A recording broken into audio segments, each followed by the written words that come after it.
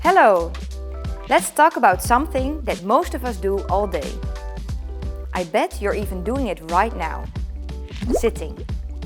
You may have heard it before. Sitting is literally making us sick.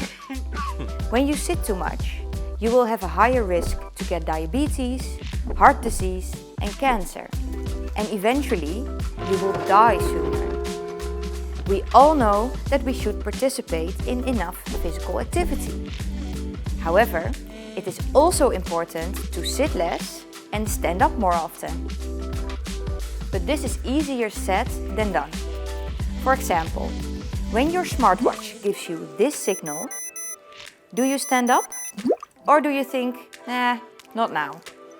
Despite these fancy new technologies, us humans find it difficult to sit less. But I'm here to help. Because in this video, I will tell you how you can easily stand up more often.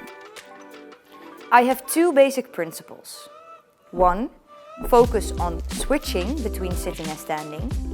And 2. Think about why you sit.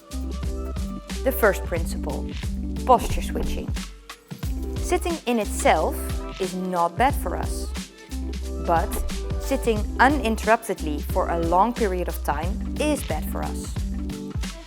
When you sit for a long time, say an hour, your muscles start to hurt, your blood pressure increases, your metabolism drops, and so on. All kinds of bodily changes that are bad for us. So, no need to put your chairs in the garbage, just don't sit for too long. Rather, focus on switching more often between sitting and standing. As a guideline, experts suggest to stand up every 30 minutes. But don't force yourself into a rigid schedule. Be flexible. Sometimes you stand up after 20 minutes, sometimes after 40, sometimes you only stretch your limbs, sometimes you go for a walk outside. Then the second principle, why do you sit? Is it because you want to sit? Or do you sit to do some other task or activity? Usually, it's the second. We sit to work, to watch television, or to eat lunch. And when you do these activities, you do not want to force yourself to stand up all the time. That gets very annoying, and you will probably forget it most of the time. So again, don't force it, but find a way to naturally build more posture switches into your daily activities. Now, let's get to the practical tips. First, give yourself reasons to stand up.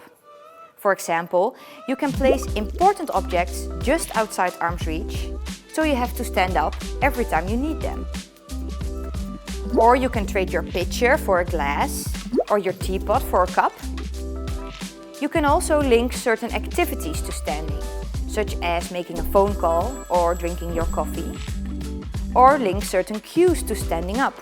For example, you stand up every time you press this button.